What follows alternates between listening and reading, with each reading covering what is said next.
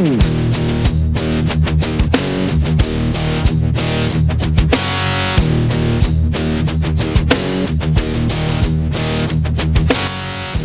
wrestling fans, and welcome to another edition of Talmbout Wrestling, right here on the Black Fitness Network.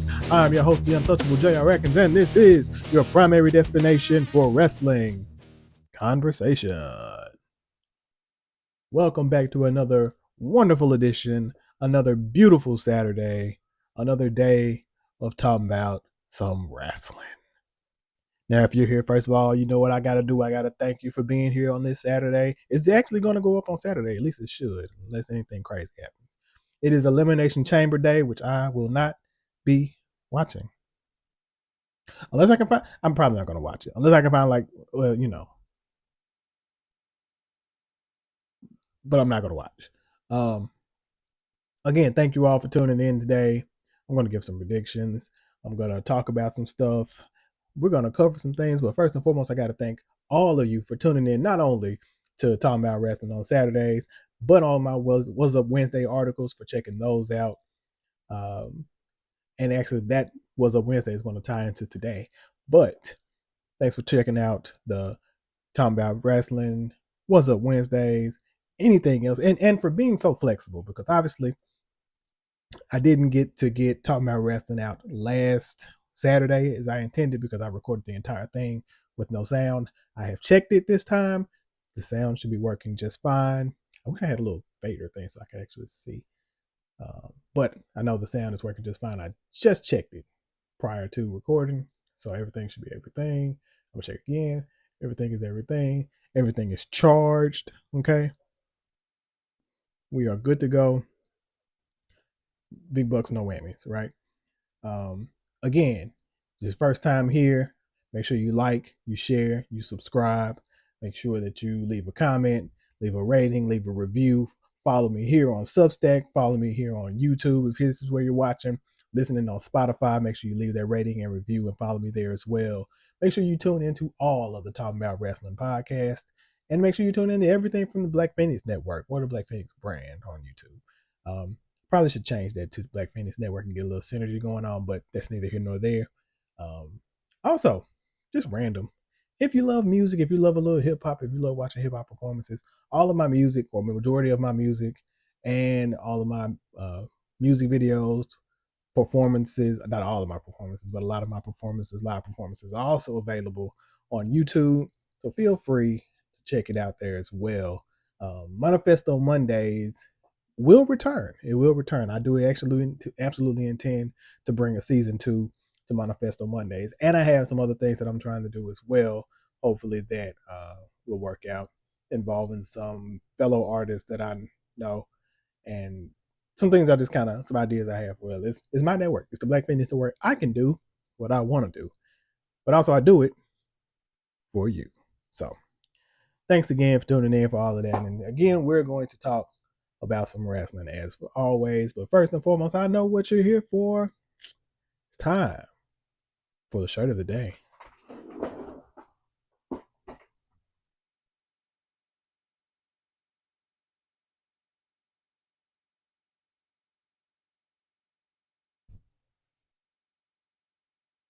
You see it.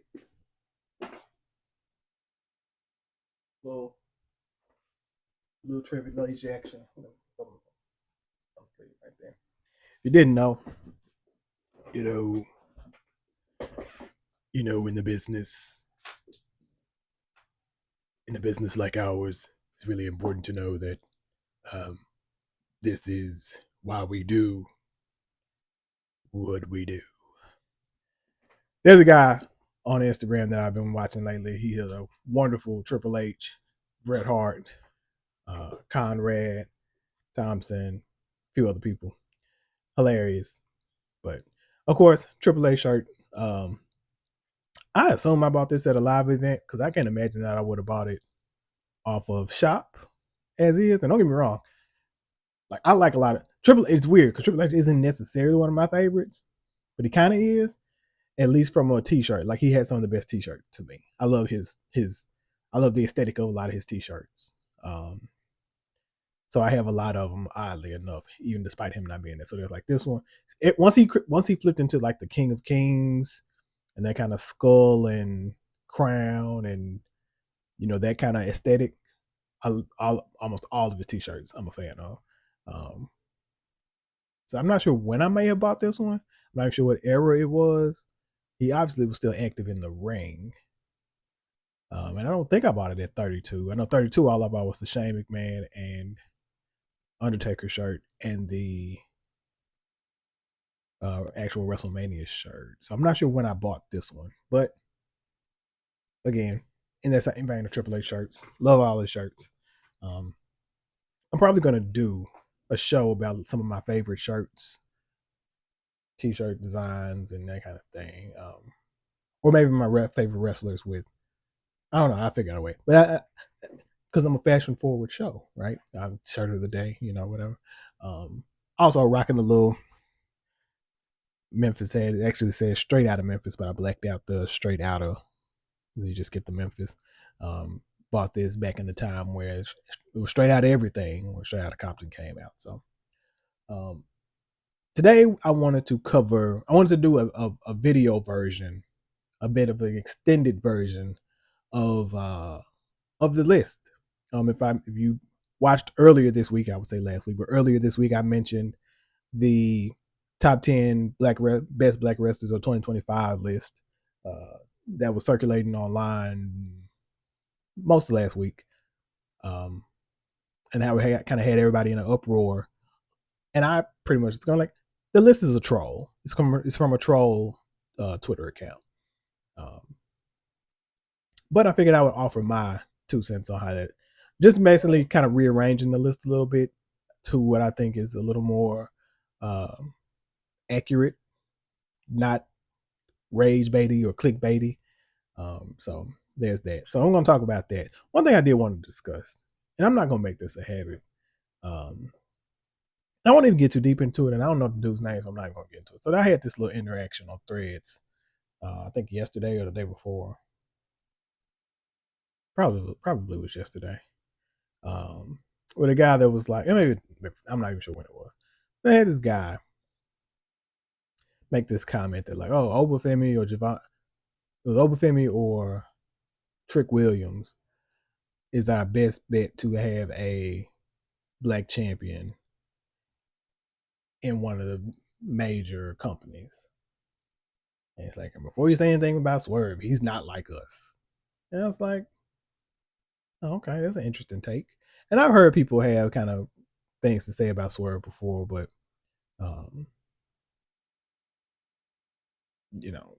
nothing substantial enough to where like he's not like us. That's kind of a strange thing. But I've kind of heard kind of rumblings of that, but not like a serious movement. And with the internet, you got to take everything kind of grain of salt because people will just say stuff on the internet just to say stuff. It's probably one of those times you're just saying stuff just to say stuff. Because I'm like, okay, well, what's the beef with Swerve? And it's like, oh, I. So he didn't answer. The reason he didn't answer, he says, is because it was a quote unquote anonymous account. Now, if you follow me on Threads, MDollaz69, MDOLLAZ69 on Threads, on Instagram, on Blue Sky,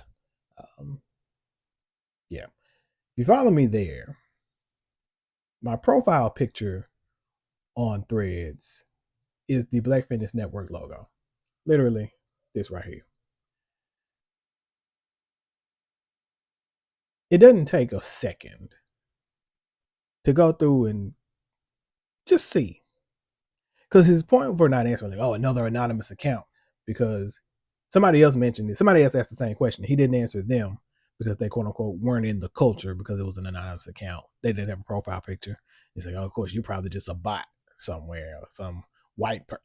And it's like, okay, well, I'm in the culture, both cultures. I'm black. I'm hip. I'm black. I'm a little hip hop, and big on wrestling. So I'm very much in the culture. So tell me, what's the beef? Another anonymous account. But dude, if you want to go and check, because this ain't anonymous. Just because look, just because that's what you see, that's not even anonymous. That's not a blank. Whatever. He didn't answer. He never answered anybody. which means he has no credence as well. Look, and I don't know, and I thought I was like, this is rage bait, and you almost got me. You almost got me. So I'm giving you more credit than you deserve because I told him like, well, if you think I'm anonymous, go check out the podcast. Very much a real person. So if you know, so go check out for yourself. He opted not to. But then you're not a credible person, and you're just talking shit to be on the internet. And I don't normally do internet conversations and discussions like that, especially especially not wrestling wise, because I feel like I'm like, hey, like what you like. And I wasn't even asking from a standpoint of trying to argue or get into some debate or get, whatever. It was a legit question. Like, what's the beef with Swerve? And he made it weird. So now I'm calling, now I'm saying the things. Stop being stupid on the internet, people. Stand on your square. If you say something, stand on your square. You know. And do a slight bit.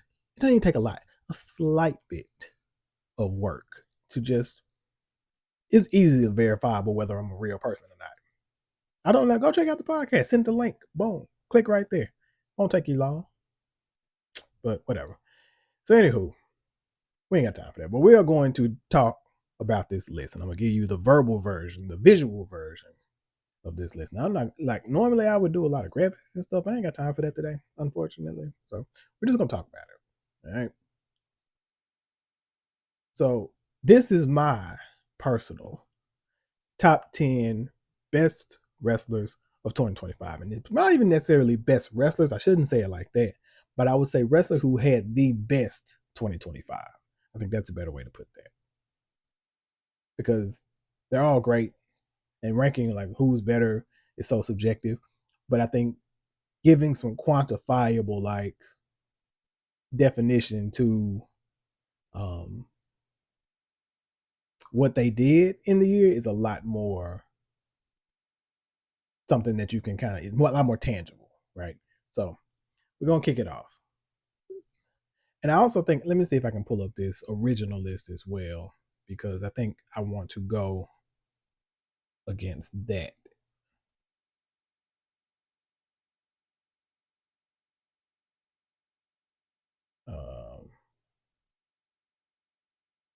Yeah, because I want to kind of compare and contrast. So I did make some changes to the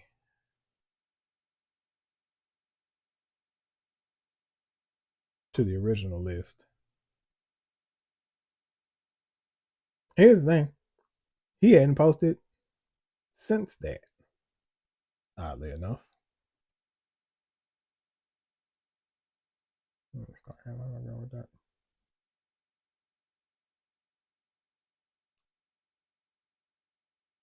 No, I'm doing it. I ain't doing it.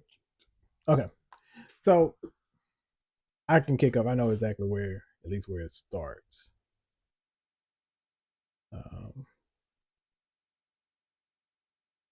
Let's get you out of here, then, buddy.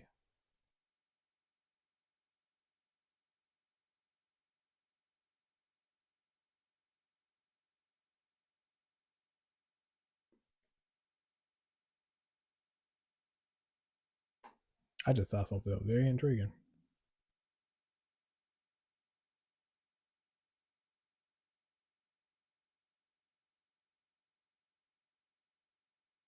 Okay, there we go.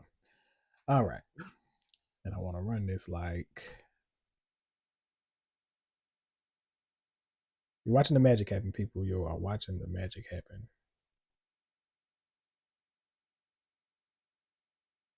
In real time, in real time. Okay, I just leave it like I know what I do here. There, leave it there. All right. Sorry about that. So we're gonna kick this list off with number 10. We're gonna go from 10 to 1. So the alleged list from BET had Shelton Benjamin at number 10. So there was Shelton Benjamin at 10, there was Bobby Lashley at 5. And that felt like a strange separation there Shelton Benjamin, I think, has had way more matches um, in AEW than Bobby Lashley has. Lashley has been completely dominant in every one. And I don't think he's been pinned at all. So there's a strength there, but he also hadn't competed in as many single matches as Shelton has. With that being said, the majority of 2025 they spent as a tag team. So it's a bit of a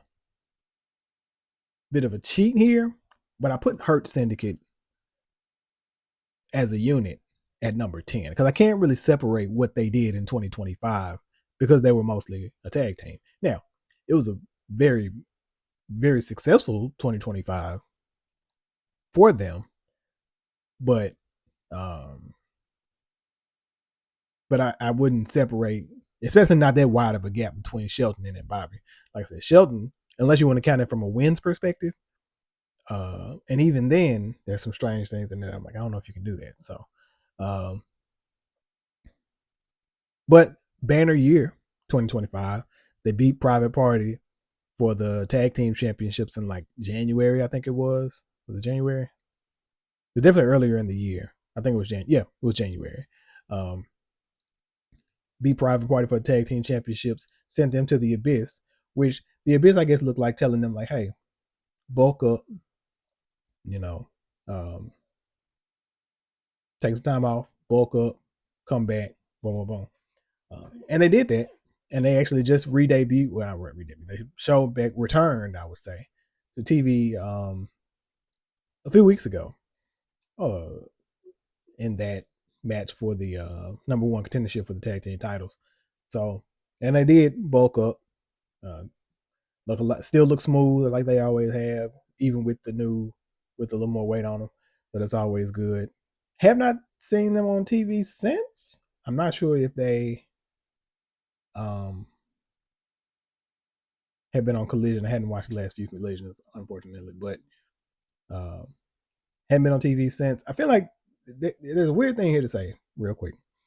I think they came back at a strange time because you still have the Rascals there, and they're kind of the flavor. If the Rascals weren't there, I think probably would be putting those spots where the Rascals are. But because the Rascals got this new flavor that Tony's kind of trying to put in, just where kind of get them in where he can fit them in, right? They're probably Private Party. And sidebar, just a shout out to how many black tag teams there are in AEW right now, whether they're being used correctly, however you want to put it. There are a lot of black tag teams there. Like you got Hurt Syndicate, you got Top Flight, you got Crew, you got the Rascals, you got Private Party. There's another one I'm sure that I'm missing off the top of my head. So like, definitely a lot of just a good amount of black tag teams there. Could they be booked a lot better? Absolutely, but they're there. So go figure with that.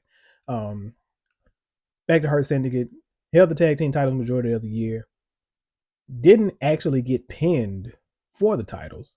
There was the run in from the Demand that took them out of the triple threat match that they ended up losing. And Brodito pinned like FTR.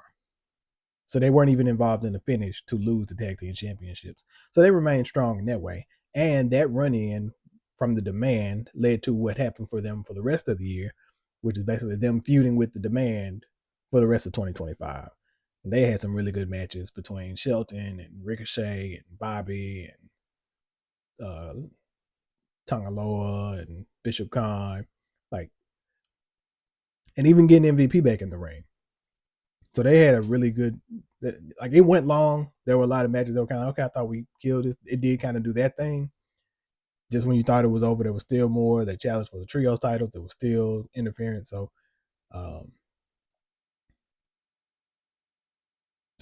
with the Demand, you know, taking up basically the rest of their 2025. Again, solid year for them. Not a lot of progress necessarily, and they ended the year kind of stagnant because I think Bobby's hurt. So, 10. I think 10 is a fair spot for both. If you're gonna put Shelton there, I think you got to put Bobby there too. And I think that's a fair spot for both of them. Number 9. Speaking of the demand. Now, number 9 on their list was Leon Slater. I went with Ricochet. And it's a very specific reason. Now, here's the thing. Ricochet, 2025, I remember people thinking, oh, he is, I mean, he just a guy that does the flippy dippy do that stuff. Like, this was a thing. This was a thing for him in WWE. That's why they would never push him, because they felt like he couldn't cut a promo.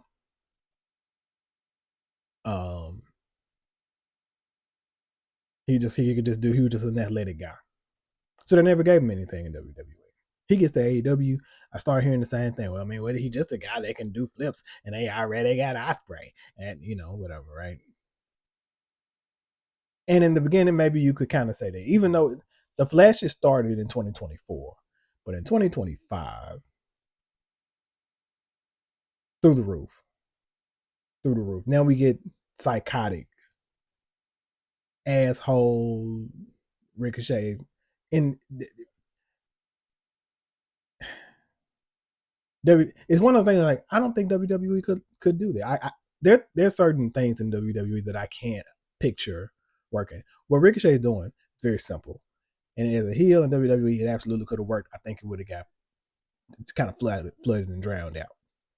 But in AEW, this psychotic, like, scissor wielding, like, just annoying heel Ricochet has shown everybody that they were wrong, because he went from being the guy that nobody thought could cut a promo to now there have been weeks and weeks at a time where he doesn't even have a match. All he does is cut a promo. That's it. Him and GOA cut a promo. So he starts the year out in this feud with Swerve. And then out of the feud with Swerve, I think he does a couple other things. And then he's like, you know what I need? I need a crew. I need a team. Because I see that's the way to success here in AEW. I need me a team. So I'm looking for me a team. And he went with a couple of people. Speaking of crew was actually, I think, one of my picks, with Leo Rush and Action Andretti, because they need something. But now they got not Layla, right? Now they got Lacey Lane. Sorry. So they got a little something now. So I thought that would have been a good look for them. But somebody else mentioned, how about Gates of Agony? I think that'd be a good look. And lo and behold, it was Gates of Agony. And that combination works. I mean, works. Absolutely works. They have such chemistry together. It just fits on every level. The reason he's 9 for me is a good thing and a bad thing of sorts. So he closed out 2025 by winning the national championship at, was it Full Gear? Yeah, it was Full Gear. He won the national championship at Full Gear. And that's great. He ended 2025 as a champion in AEW. But I've mentioned before my feelings on this unnecessary, what the fuck, as national championship. Don't know why it's a thing, but it is a thing. And that's the reason it's not. It's not even him that the reason it's not. The championship that he's holding is not, because it doesn't make sense.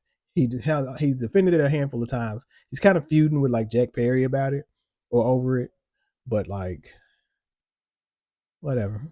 So that's why you're 9. You'd be higher. He would be higher on the list if it wasn't for that championship. And it's not even his fault. But go figure. Now, number 8. We may be on the same page here on number 8. We are. Number 8, both on the BET list and my list, is that boy Bouncy Javon Evans, who is having, so again, full transparency, I mentioned this in the list that I wrote, but saying it here too. I don't watch a lot of NXT. I don't have cable anymore, so I don't watch. I wasn't watching when I had cable, if I'm being perfectly honest with you. Wasn't keeping up with it then either. So when it moved to Uh, CW, I kind of watched the first a couple of episodes here and there, especially like the first one. I don't think I watched the whole first one, but I tuned in for a little bit of it. Or if I was off work and I was home to watch it or something like that, I would kind of tune in. But for the most part, didn't really tune in for a lot of the NXT stuff. But Javon Evans' rise was like unmissable. You could not not see it, right? Um, there was something every time that you would see him, like, and he is bouncing. He is like, I think the thing that I noticed when I finally took notice of him, I was like, oh, he gets some air, like all the time. So like, I think one of those CW matches was the Randy Orton match, where he kind of mistimed or he overjumped or something like that, and he was supposed to land in the RKO, and he kind of overshot it. And Randy's like, oh, it's all good, man. No big deal, which is a huge thing for Randy because you know how he was with Kofi. So definitely big to become that guy. And here recently they had a moment where that happened again, which was very interesting. But nonetheless, that was one of the first, not one of the first things I saw from him, but one of the first big matches that I saw. And I'm like, okay, they trusting him a lot to give him a Randy match. He's gonna lose, but Randy in NXT, I think it was in St. Louis, and they were trying to boost those ratings for the CW move. Big stuff, big stuff. So he never won any gold in NXT, but he basically challenged for like everything. Like I think I want to say he challenged for Heritage Cup. I'm not really sure about that one. I looked up Cage Match when I wrote it, but um, he challenged for the NXT title a few times. He challenged for the North American title. He challenged for the tag titles a few times. He challenged for the Cruiserweight title in AAA, the United States title on SmackDown. He answered one of Sami Zayn's open challenges. Came out for that. And even challenged Leon Slater for the X Division Championship at TNA's Bound for Glory. And if you know, like I know, like if you've been watching on the TNA WWE partnership, breaks my brain. Just, I can't put my mind around it at all. Way more than like WCW on WWE TV. Like that was wild back in the day. But the idea of like TNA and WWE actually working together, what? Don't know what to do with that.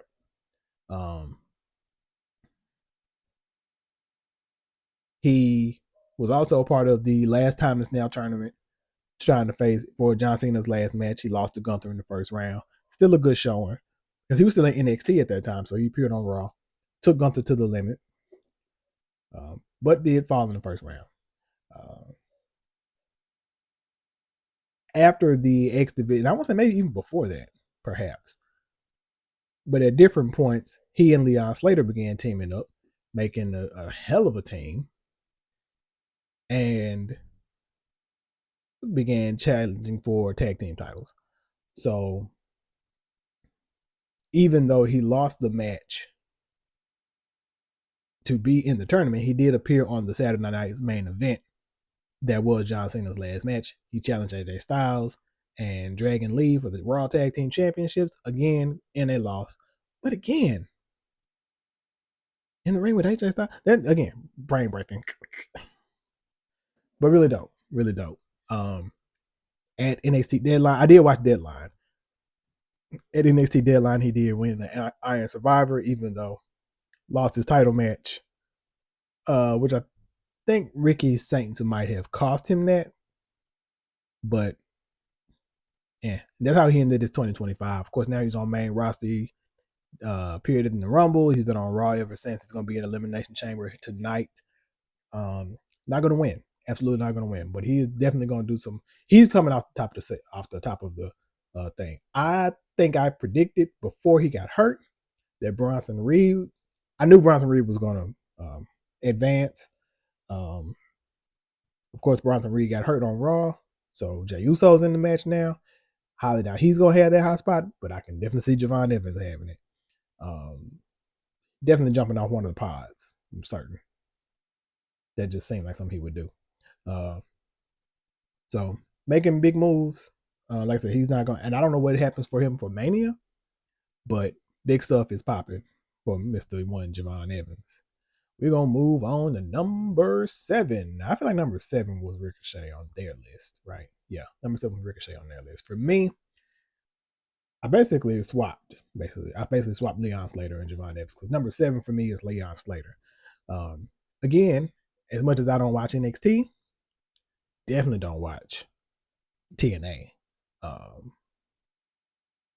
I mentioned before 1 week that I was where there were some cables. And this is like after the AMC thing. This is maybe the second or third episode of the AMC show, maybe the second one, I think. I did tune in to TNA for that.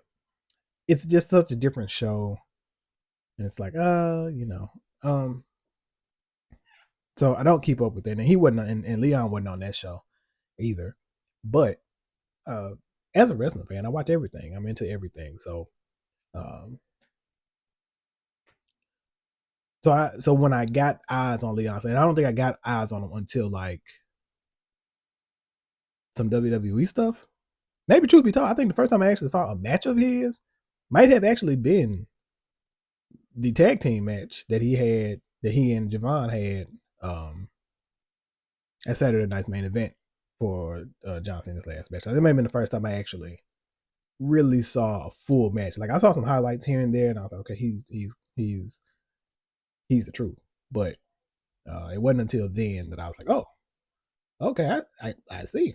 I see why you get the AJ Styles rub, because you had AJ Styles come back to TNA and give him the rub. You the future of the X Division type thing. So it's like, yo, coming from again, Mr. X Division, Mr. TNA everything to me. So that's definitely huge. And the reason I put him right there at 7, I think he's right there with Javon, but a little higher, perhaps. Not because I feel like his star has kind of come a little for, I don't know. They maybe tick for tack. They really could go tick, like I could really go either way. Um, but the elevation and using the TNA NXT relationship and that propelling you to WWE shows, main WWE shows that you've appeared on SmackDown now. You appeared on Saturday because he in 2026 he appeared on SmackDown challenging Carmelo for the US title again in the open challenge. So, but also I kind of want them to do something different with the United. This is a quick aside. Like I'm cool with the open challenge thing, but this seems to be like the only thing that they have for the United States Championship. And they don't, and I guess, make the United States Championship the Open Challenge Championship. It's been that since the Cena days, kind of, sort of. When Cena had it, that's what it was. And they've done it now for like the last 2-3 champions. Carmelo won it off the Open Challenge. Ilya won it off the Open Challenge. Sammy, who I don't even know who he won it from. It may have been the same thing. So probably was Shinsuke. Was it Shinsuke? I don't know. Anyway, so anyway, back to what I'm saying. So with Javon, still signed with TNA. WWE has definitely been using him in spots. They have definitely made their intentions known that he is definitely WWE bound whenever his contract is up. And WWE is going to, use him where they can, I'm sure. I wouldn't be shocked to see him in Mania. Some kind of way. So even if it came to, and it's strange, again, will break my brain. I don't know if they would book somebody from TNA on Mania, even though they had Joe Hendry last year. I don't know if they would actually book somebody in a straight up match there. And I don't know, I would think you would do multi-man match for the tag team championships, but I don't know. There's a lot of faces that you got to put in some places now. And for what I hear, they don't even have a clue about the majority of this WrestleMania card. So go figure. But anywho, Javon Evans definitely having a big year. Still X Division champion. Challenge for the the NXT championship and the United States. I'm not sorry. Yeah, and the United States championship on SmackDown. And the tag team championships on Raw. Raw tag team championship. So I mean, big year. He's doing big stuff. Next up at number 6. And this is where the whole list gets weird. And I did feel like this was a kind of this is a sensible flip.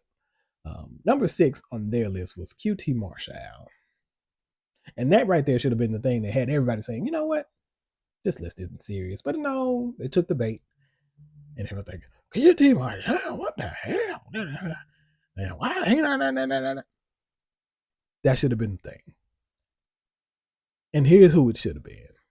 Because I have in the place of, at number 6, Trick Williams. Now, I could easily have made the case to 2025 that he's higher on the list than 6, if we're being honest. Easily could have made that case. He spent 2025 as one of the cornerstones of NXT after Carmelo left. After Braun, so it's kind of like went from like Braun Breaker, Ilya, Braun Breaker, Carmelo. Then it's kind of Ilya, and then it went to Trick, and Trick kind of held the ball for again majority of 2025, even when he wasn't champion, which is also a kind of thing. Because I think he went into the year as champion, ended up losing it to Oba. I think at that first NXT show on CW. And like a triple threat match, if I'm not mistaken. There I know it was. It was him. I want to say it was him, Ethan Page, and Oba. And Oba got the dub. And that's when his championship reign started. He eventually turned heel, which seems to have worked like gangbusters. And then eventually ends up winning the TNA World Championship. And again, because what? TNA World Championship on NXT? That's crazy. That is crazy. So, babyface Trick was over like Rover. Heel Trick, it's the minute 2025, huge year for him. Like I said, spent the majority of the year either as NXT champion, started the year off NXT champion, spent another part of the year as the TNA champion, and otherwise just solidifying himself as, like I said, a cornerstone of NXT. There did become a point where you kind of felt like he's main roster bound, and there's always kind of that point sometimes people in NXT when they've kind of done everything, and they're just kind of there and kind of floating around, and it's like okay, and you could tell you're just waiting for them to go to main. That's kind of where we were with Trick, and so that's kind of where his 2025 ended up going. But he had a huge 2025, and discovered so much more of his character as a heel, and became so much more entertaining as a heel, to the point that now that he's on main roster, now that he's on SmackDown in 2026, the whoop that Trick chant is over like seriously everywhere he goes is whoop that, and it's one of the things that like translated so well from NXT to the main roster. That doesn't always happen. The crowd is equally as engaged, equally as loud. The only thing missing is Booker T doing the ad libs, and I would bring Booker T just back to do that. So, him on SmackDown is so over. Him on main roster is so over. First of all, you keep missing the boat by not bringing Trick out in Memphis. But I'm not going to talk about that no more. They brought him out during a commercial break in Atlanta for some reason. I guess because lemon pepper steppers, and maybe somebody had the awareness to think lemon pepper steppers in Atlanta, that makes sense, but didn't have the awareness to think whoop that Trick in Memphis makes sense. So whatever. It's not my thing. But the comparison now for Trick has become Rockin' 98. That he's so over as a heel that you almost have to turn him babyface. Now here's the thing. I don't know if he's necessarily there yet, and I would not rush it. Let it simmer. Let it simmer. Do not, like, if you're having the talks about, I saw that they're having the talks about turning them babyface. I get it. I get why you would want to, but let it, do not bust your wad. That is a Vince thing. Let it simmer a little bit. You got to know how and when to do it, because you do it too fast, you run the risk of running it into the ground. You do it too slow, you have the risk of letting it burn out. You gotta monitor it and ease it. And I wouldn't even turn him. I wouldn't even turn him babyface. I just kind of let him, let him be him, and just let it be whoever. Let him be a tweener, basically. I think it's a better move than baby facing him. So I can definitely see him. If, like, I don't know what's up for him for Mania. Him and Melo, I mean, for the United States Championship makes a lot of sense, and I put it on him at Mania. I absolutely would. I think that'd be a good. Look for him for Mania. So number 6 is Trick Williams. Number 5. Now this is where it gets a little tricky. This top 5 is where I really start to shake the table a little bit, because there's some names that went on this list. There's some things I had to move, so I had to kind of do some stuff. My top 5 is a little different than their top 5. Let's get to it. Number 5 is my guy, the most dangerous man in AEW. I'm sorry. Swerve Strickland is at number 5. It's egregious. I know it's egregious. He is one of my favorites in the game today. His 2025 was great. It was great. But it wasn't like the greatest. Didn't hold any championships in 2025. Still one of the top guys, though. Still one of the top guys.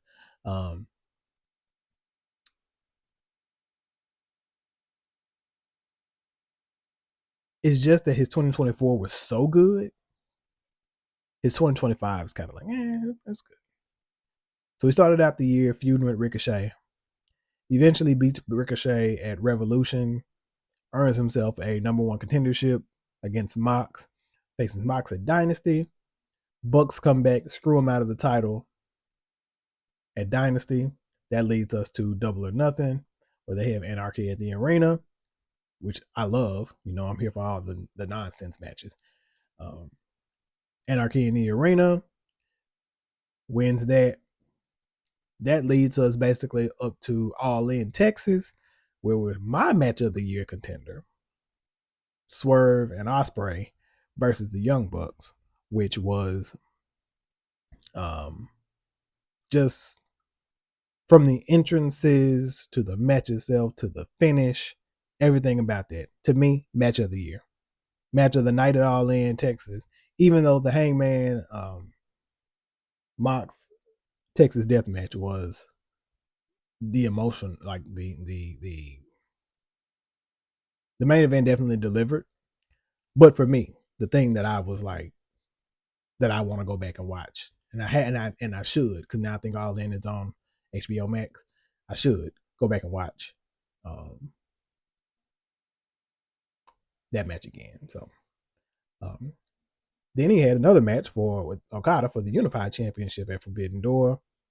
He was already kind of injured. Of course, they did an injury angle, took some time off.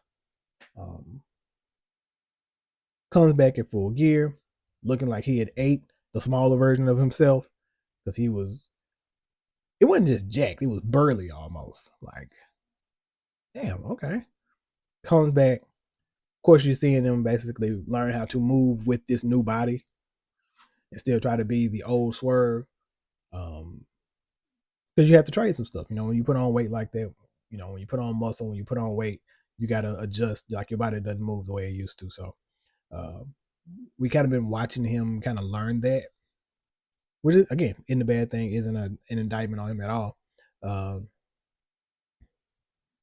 So comes back in Full Gear. Declares basically that he wants in on the AEW Championship, and we get that 4-way back in the main event for World's End, even though MJF came out the victor. So this one, it was a good 2025. Highlight of the year, I think, would definitely be the All In Texas match, but Um, you know, unless you want to count being in the main event at World's End. But I think like I said, for me, match of the year candidate, absolutely at All In. So his 2025 makes a little more sense to me than get that popping. Yeah. So his 2025, they had him at number one on the BET list. His year doesn't really prove that. So and I think outside and more than his in the ring stuff, his out of the ring stuff is just as big because his out of the ring consists of new theme song with the legendary Chef Raekwon on it.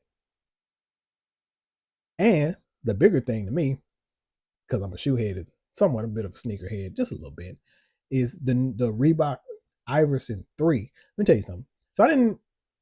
So when Iverson was still playing, the Iverson 4 is where I entered the Iverson sneaker line. So I had like 3 or 4 pairs of the Iverson 4. But I like the Iverson 3. So and all of his shoes, really. So I'm a fan of a lot of his shoes. I didn't have a lot of them, but that was more just because I couldn't afford or I couldn't buy them like I wanted. But big fan of the Iverson shoe line. And for my favorite wrestler, Swerve, to have his own Iverson shoe at Reebok, huge. And the shoe was based off of his gear from when he won the title. Massive. Still need to get a pair. And they're available. And I'm going to eventually do that. Probably just to case them. I probably won't even wear them, but just to case them. I'm big on wrestling shoes. A lot of like, especially ones that like are blatant. Like I have a pair of some Ric Flair Dames. I would grab one right now, but not gonna do it. But I have a pair of Ric Flair Dames that I bought just because they are, and I have no intention to wear them at all ever. Probably just gonna, like I said, put them in a case on display. I have a couple of shoes like that, but that's neither here nor there. So 2025, it was good. It wasn't great, but it was massive for a lot of different reasons.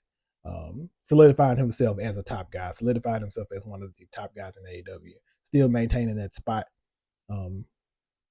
I would say one of the consistent top guys, top black guys in any company. There's no consistent top guy, black guy in WWE. Hadn't been a lot. I mean, the only one you could think of is The Rock, and there's always like an asterisk to that. I'm sorry, that's how I feel about it. But like Lashley wasn't like a consistent top guy. Big E wasn't a consistent top guy. Kofi not a consistent top guy. And I'm just naming the guys who won, the black people who won the WWE Championship since then. Mark Henry wasn't a consistent top guy. So consistent on TV, maybe consistently like star, but like hovering around that main event picture, absolutely not. For none of those guys that I named. Booker T also. Booker T was maybe closer to the main event picture a lot more, but still not close to be like one of the top people in the company. So Swerve is doing something that we haven't seen a lot of. So go figure. Number 4. Now here's again where it gets weird because I think number 5 on theirs was Bobby Lashley, as I mentioned earlier. Number 4, they had Naomi. I went with Willow Nightingale because she wasn't even on the list at all. That makes sense. Because Willow had a hell of a 2025. Now, didn't really kick off to kind of like the middle of the year, give or take, or maybe May-ish. First half of the year, she was kind of just doing the conglomeration thing. She was taking some L's. She wasn't really, doing too much. But then she gets involved in the Death Riders thing. Because the whole thing with the Death Riders up to this point had been Marina was so dominant and Marina was the difference maker. And nobody had an answer for Marina because she was the problem. Get it? No answer for the problem. See what I did there? So there was no answer for Marina. There were no women like stepping up really. So Willow became the woman to step up against Marina. and that allowed Marina to get more involved in a different way than just interference. So she was basically the foil for Marina. So as the year goes on, then we start getting this thing starts to happen. This thing starts to form in AEW, where you get like Willow, and then you get Harley, and you get Mina Shirakawa, and then you get like Tekla shows up, and you get Tekla teaming with Julia Hart and Sky Blue, and now they form the Triangle of Madness. And then you get Megan Bain is here now all of a sudden, and she teams with Penelope Ford, and now they're mega bad. And then you get Tony in there, and Tony has this thing with Mina, and then Mercedes is kind of there. Like the women's division starts to like flourish, and then you have Statlander, and then you have like all these different pieces, and they're all kind of hovering around each other in these different matches, and it's like one-on-one matches, and it's tag team matches, and it's 6-woman tag team matches, and we're like, hey, look, there's a lot happening, and everybody's seeming to kind of like and you don't know how it's going to work, but everything's kind of seeming like, are we angling for tag team titles here? This seems like what it could be. And we looked at it, it's going to be one or the other. Because the way things are kind of forming with the teams, like either we're doing tag team titles or we're gearing up for Blood and Guts. The first women's Blood and Guts. I like it's going to do one or the other. And Tony said, yep, and gives us both the first ever women's Blood and Guts and a women's tag team tournament for the tag team titles. Major. Now, ran all of that together, so that was kind of strange, but whatever. Women's Blood and Guts match was phenomenal, and Willow was in that match. And looking at the brackets, I saw Willow and I saw Harley, and I said, okay. And I want to say in their first round, they were up against Mercedes and Athena. Not a team, but neither were Willow and Harley. I said, okay, well, they're out in the first round. But they beat Harley and beat Mercedes and Athena in the first round. I'm like, whoa, okay. I want to say it was like Sisters of Sin in the second round. And I said, well, they're definitely going to lose the Sisters of Sin. That makes sense. No, beat the Sisters of Sin. I said, whoa, okay. And in the finals, it was Tony and Mina Shirakawa. I'm like, well, you're definitely not beating Tony Storm. That's because she just lost the world championship, and they need somebody to anchor this tag team division. So, of course, they're going to put it on Tony Storm and Mina Shirakawa. And lo and behold, Mina and Tony lose to Willow and Harley. The babes of wrath. I gotta get that right. Babes of wrath, not boobs of wrath. Babes of wrath, not boobs of wrath. Sidebar. Nigel said it on commentary this week on Dynamite, and I felt vindicated like nobody's business. It's not just me. It's not just me. Go figure. So Harley and Willow become the first ever women's tag team champions, major. And then she goes on to close out the year, literally close out the year, the last image you see in AEW in 2025, beating Mercedes Moné for the TBS championship. Chef's kiss. You can't beat that resume for 2025, even though she's not number one, but you can't beat that. Moving on, number 3, we got Naomi. Now, I see a typo. Naomi's Good was amazing. The turnaround of what Naomi was in 2025 just so we start the year out. I think her and Bianca were still tag team champions. They ended up losing them. I don't even know how that so much has happened with those. I can't even tell you, but the year really started for her. 2025 really started for her when Jade basically just mollywopped her in the elimination chamber, right? Um, and I was hoping we went a different direction. I thought Jade should have been the heel there or something. I thought there was some more interesting things you could do, but they kind of went with the, yeah, it was Naomi who attacked Jade, and we're off to the races there. It's the reinvention, though. The way she took that and completely reinvented who she was, that we get crazy Naomi. We get crazy Naomi. We get proceed with caution Naomi, with caution tape and razor blades, and it's like, oh, this is interesting. What is this? Now, she lost to Jade at Mania. Not the move I would have made to get over a heel turn, but sometimes you got to let it play out. That is what we do. What we do. What we do. Working on my Triple H. Working on my corporate Triple H. Yeah, I don't work on it. I would have had Naomi go over on Jade and Mania, but I understand why we didn't do it. So the bounce back is Naomi wins the Money in the Bank. Major. And then the character just gets even more insane. She turned the Money in the Bank into a scooter.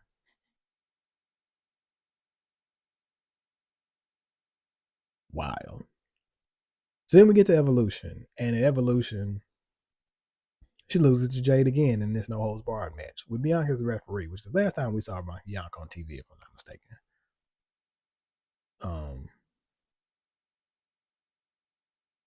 But in that same night, she cashes in the briefcase, becomes the women's world champion, and then we're off to the races. Now, she wasn't on Raw maybe a month at best. She had some interactions with Rhea, EO. There are clips.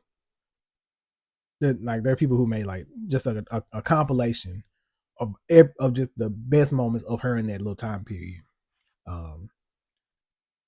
So she had some interactions with Rhea. She had some interactions with Rio. My favorite, personally, were her interactions with Stephanie Vercur, whatever or however you say it. Actually, that was again top tier. Goes on to SummerSlam, has this huge entrance with her dad, brings tears to my eyes. Still feel a way about that. Wins the match, triple threat match with Rhea and Io. And then on like the following Raw or 2 Raws later or so, has to relinquish the title because Big Jim knocked up. God. However, in a real life sense, for all the wrestling that we talk, few things are more important and more beautiful than being able to bring a life into the world. She was trying to become a mother. So they are,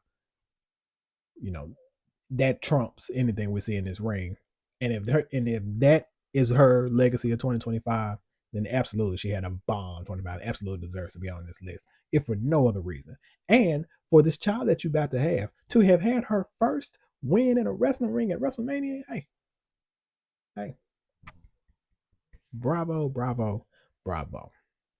Moving on to number 2. Sidebar. Well, yeah, we're good. We're good.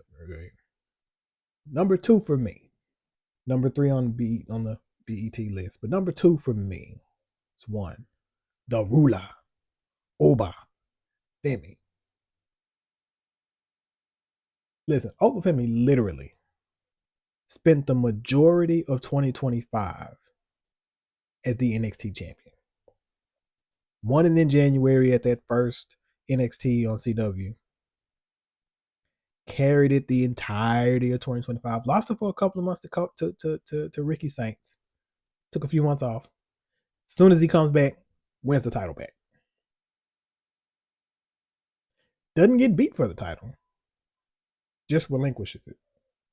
Because, nobody was fucking with him. In that time, again, a bunch of different stuff happening. wins the title back, goes on to face Cody Rhodes Saturday night's main event. Again, that's the same night as, was that the same night as John Cena's last match? I think it was. Yeah, I think it was. Yeah, it absolutely was. A lot of people see him for the first time. They're like, oh, the aura. You know, that's the thing. It's the aura. And it's that march to the ring. That march to the ring. That march. That gets the march. And they said, oh. And immediately people start thinking, I want to see him against Brock Lesnar. He reminds me of Brock Lesnar. I want to see him against Brock Lesnar. Immediately. Now, so here's where we are in 2026. Brock, because the thing was going to be, how do we get to the Brock match, if that's what we're going to do? And I think that's what we should do. I think it should be over. They had an interaction in the Rumble. Brock does what Brock does, and he was the one that eliminated Oba from the Rumble. Whatever. It makes all the sense in the world for Oba to come out, challenge, be the one to challenge Brock. Brock decided he doesn't have a match. He was issued an open challenge to anybody. It's strange, but whatever. I think Oba's the one who accepts, and Oba should absolutely beat the shit out of Brock at Mania. Absolutely. Do it for every black man that Brock Lesnar has victimized in WWE, because he has victimized them all. Do it. Do it. This one, I mean, again, the most dominant champion in WWE, I would say. In any brand, Oba Femi. Absolutely. And number one, listen, this is where the slander starts, because you people do this. You people do this sometimes, and I don't know why you do this. Leave her alone. Number one is the CEO, Mercedes Moné, and it's not even close. At one point this year, at one point in 2025, not this year, in 2025, she was 13 belts Moné. 13 belts. And here's the thing. People always, she's looking at herself to win these titles. It's not her. It's not always her. I'm not going to say it's not her at all. They want her. Look, Mercedes Moné is one of the biggest women stars in wrestling, despite not being in WWE, especially one of the biggest outside of WWE. Because, of course, Bianca and Rhea, and I think that maybe those are the two, and Charlotte, or maybe the three, Becky's there. Maybe the four biggest women's wrestlers from WWE. Mercedes is absolutely the biggest outside, hands down. And she's all over the world winning championships after championship after championship.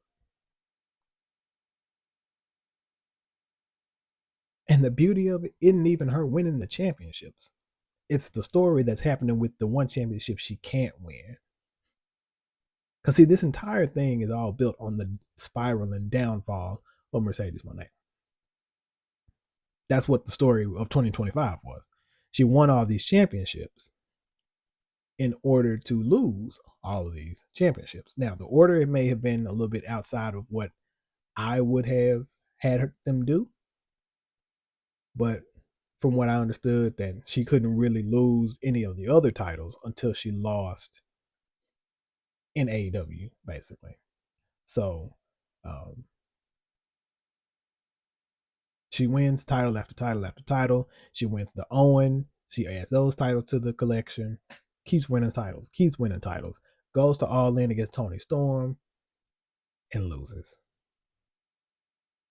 And you could tell it breaks her a little bit.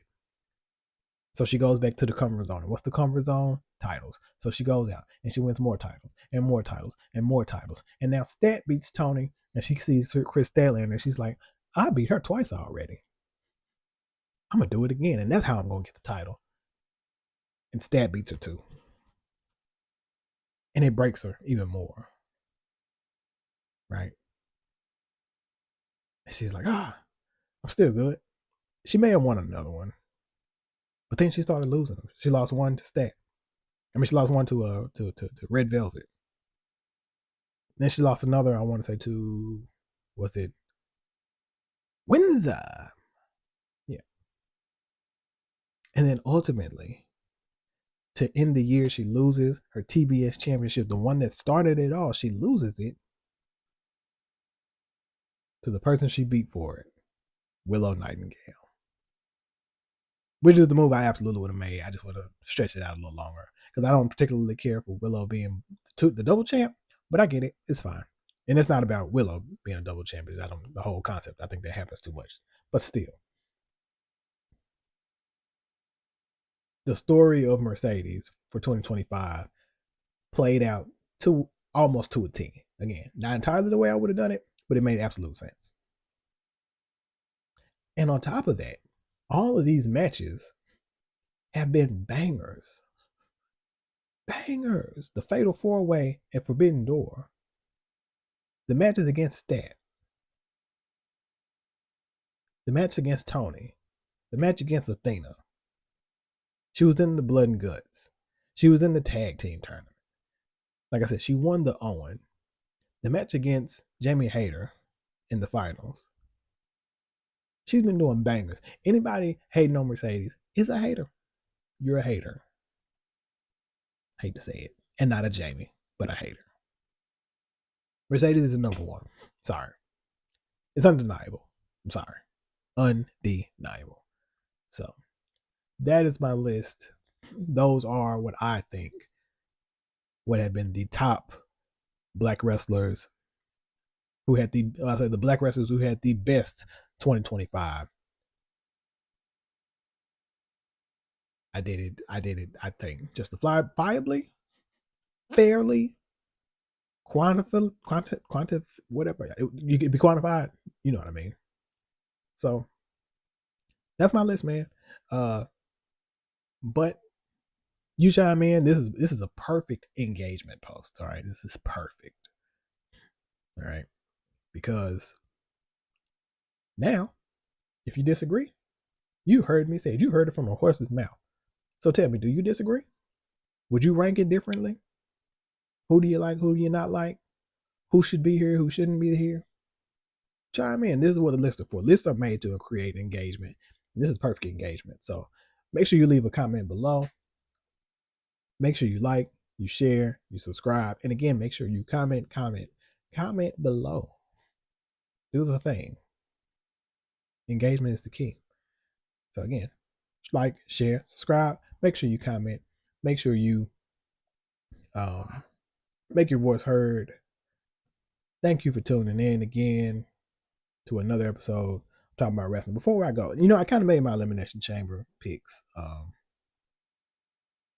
the last episode, I think.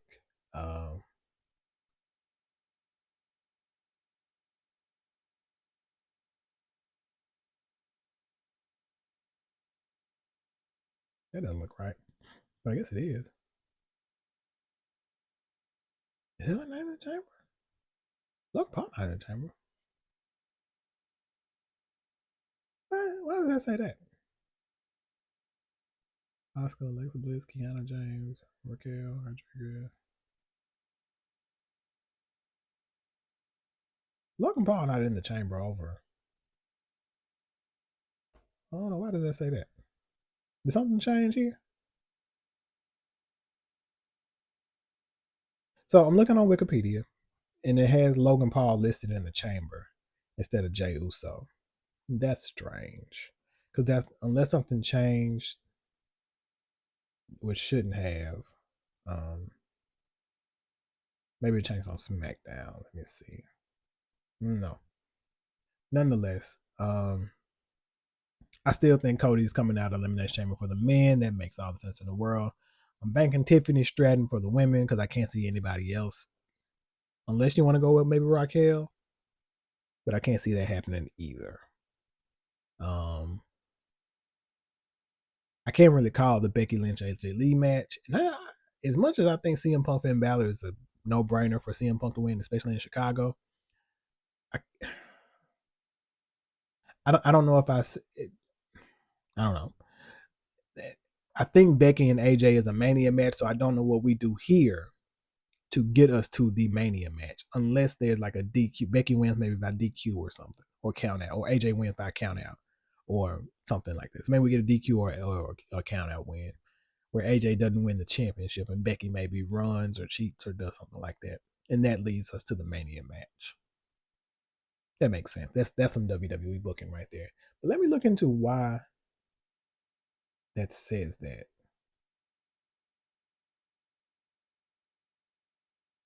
For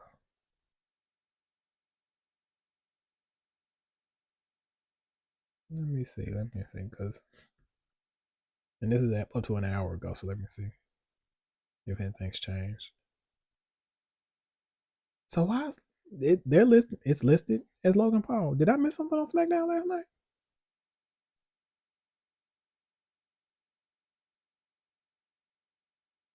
No, hold on. Let me. Hold on before I go. Before I go.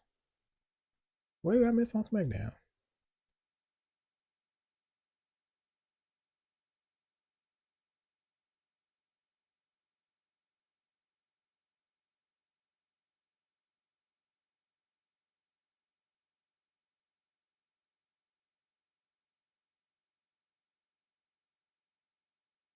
Okay. The show opens with Jey Uso being put in the back of an ambulance.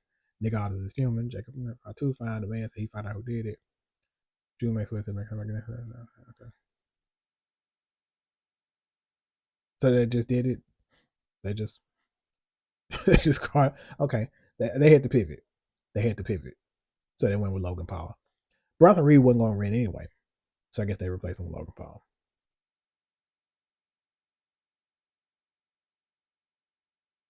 Okay. So Logan Paul is going in instead of Jey Uso. That makes sense. Um, oh, Nia Jackson Lash Legend. This is why I didn't. Oh, oh,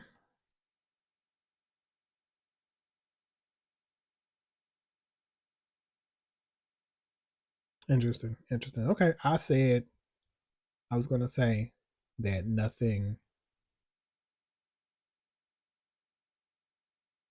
of note happened on SmackDown, and apparently I was wrong. Nonetheless, I just held you for an extra 5 minutes while I'm looking at these results. Okay, sorry about that. So apparently Logan Paul is going to be in the thing. SmackDown was a wild night. Who knew?